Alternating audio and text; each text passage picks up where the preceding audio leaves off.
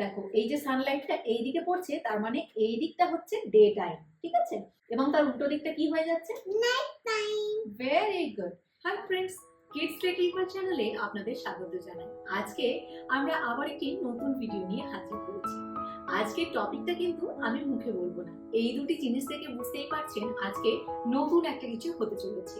তো বন্ধুরা, আমার মেয়ে সুমাইরা অনেকদিন ধরেই জিজ্ঞেস করে যে মাম্মা, ডে আর নাইট কেন হয়, কি করে হয়? ও যেহেতু অনেক ছোট, তাই সোলার সিস্টেম সম্পর্কে এবং ডে নাইট সম্পর্কে খুব ডিটেলসে তো বলা যায় না, খুব সিম্পল ভাবে বাচ্চাদেরকে বলতে হবে।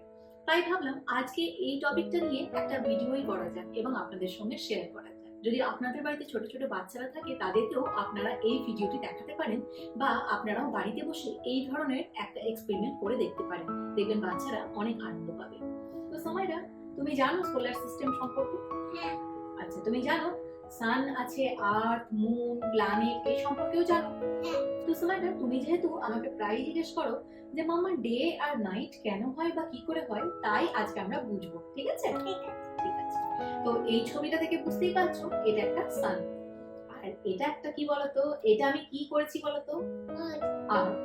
তো বন্ধুরা, এই ধরনের এই আর্থ বানানোটা কিন্তু খুব সিম্পল এন্ড ইজি, আপনারাও বাড়িতে বানাতে পারেন।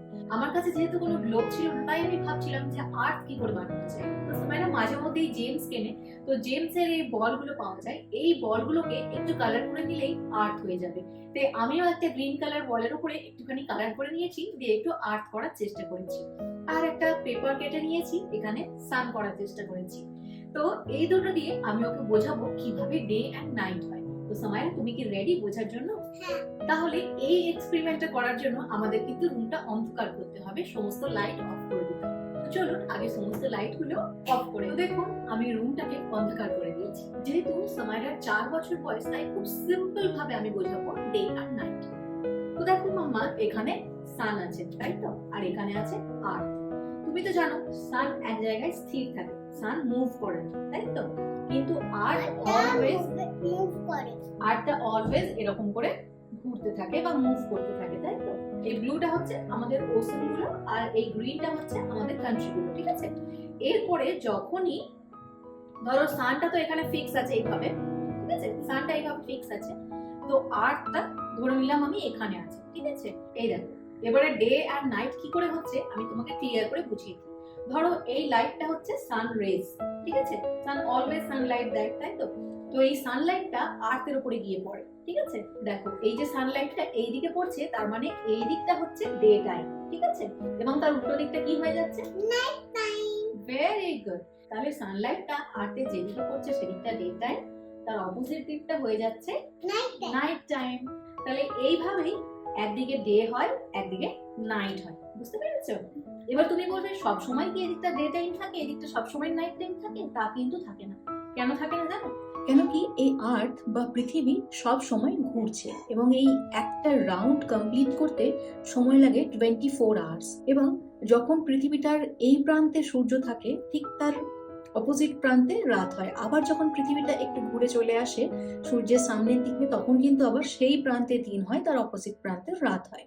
আর এই যে 24 আওয়ার্সটা চলে, 24 আওয়ার্সেই আমাদের দিন রাত্রি হয়। যেমন ধরো এই যে সানডে থেকে মানডে আমরা বলছি, সানডে মানডে টিউসডে এইসব বলছি, তো একটা 24 আওয়ার্স কাটলে আমরা সানডে থেকে মানডে যাব, আবার মানডের 24 আওয়ার্সটা কাটলে আমরা মানডে থেকে টিউসডে যাব। তো এইগুলো আরো অনেক কিছু আছে, তুমি যখন আরো বড় হবে তখন আরো অনেক কিছু জানতে পারবে। তো এখন আপাতত এটাই জেনে রাখো যে সূর্যের আলোটা পৃথিবীর যেই প্রান্তে এসে পড়ে সেই প্রান্তটা হয় দিন, আবার অপোজিট প্রান্তটা হয় রাত। আবার যখন পৃথিবীটা ঘুরে আবার অন্য দিকটা যখন সূর্যের সামনে চলে আসে, তখন সেই দিকটা দিন হয়, তার অপোজিট দিকটা হয় রাত। তো দেখুন সমস্ত লাইট অন হয়ে গেছে। আমি খুব সিম্পল ভাবে সুমাইরাকে বোঝানোর চেষ্টা করেছি, বেশি ডিটেলসে আমি একদমই যাইনি, কারণ ও খুব ছোট বাচ্চা, ছোট বাচ্চাদের মাথায় অত বেশি একসঙ্গে ঢোকালে ঢুকবে না। খুব সিম্পল ওয়েতে এইভাবে টর্চ লাইটকে ইউজ করে আপনারা বাচ্চাদেরকে শেখাতে পারেন। তো এই ধরনের একটা ছবি দেখিয়েও আপনারা বাচ্চাদেরকে সোলার সিস্টেম সম্পর্কে একটু ধারণা দিতে পারেন। আর কিভাবে দিন রাত হচ্ছে, কিভাবে আর্থ ঘুরছে, ওটার জন্য এই ছোট্ট এক্সপেরিমেন্টটা বাড়িতে ট্রাই করতে পারেন। আর দেখুন বন্ধুরা, আমি একটা সোলার সিস্টেম সম্পর্কে পাজল কিনেছিলাম, এটা 6+ এজ গ্রুপের জন্য, এবং এই পাজলটার মধ্যে 100 পিস আছে আই গেস। তো যেহেতু সামাইরার 4 বছর বয়স, এই পাজলটা করা খুব টাফ। আমি ফার্স্টে ভেবেছিলাম যে হয়তো ও করতে পারবে, ও তো দূর, আমি নিজেই ফার্স্টে করতে পারছিলাম না। তাই ওর বাবাকেও ডাকা হলো এই পাজলটা কমপ্লিট করার জন্য। তো আমি আপনাদেরকে বলবো, ছোট বাচ্চাদেরকে এত কষ্টকর পাজল দেওয়ার দরকার নেই। যখন এজ হবে, সঠিক এজে সঠিক টয় দেওয়াটা খুব দরকার। তাই এই পাজলটা আমি তুলে রেখেছি, যখন ওর 5-6 বছর বয়স হবে, ও যখন আরেকটু বেশি কিছু জানতে শিখতে পারবে, তখনই ওকে এই পাজলটা করতে দেবো। এখন আপাতত ওর জন্য এই ছবিটাই যথেষ্ট। এই ছবিটা দেখেই আমি ওকে সোলার সিস্টেম সম্পর্কে ধারণা দেব, এবং কেন দিন রাত হয় ধারণা দেব, আর্থের মধ্যে আমরা কোথায় থাকি, আমাদের কান্ট্রির নাম কি, এগুলো একটু একটু করে ধারণা দেবো। যেহেতু বয়সটা খুব কম, খুব বেশি জিনিস একসঙ্গে ঢুকালে মাথায় ঢুকবে না। তো চলুন বন্ধুরা, আজকের এই ভিডিওটি আমি এখানেই শেষ করছি। আপনাদের যদি আজকের এই ভিডিওটা ভালো লেগে থাকে, অবশ্যই লাইক করবেন এবং কমেন্ট করে জানাবেন। আর এই ধরনের এক্সপেরিমেন্ট অবশ্যই বাড়িতে ট্রাই করবেন ছোট ছোট বাচ্চাদের সঙ্গে। দেখবেন ওরা খুব সহজে জিনিসটা বুঝতে শিখবে এবং ওরা খুব এনজয়ও করবে। এই ধরনের আরো ভালো ভালো মজার মজার ইনফরমেটিভ ভিডিও পেতে আমাদের চ্যানেলটিকে অবশ্যই সাবস্ক্রাইব করবেন। Thanks for watching this video. Bye bye.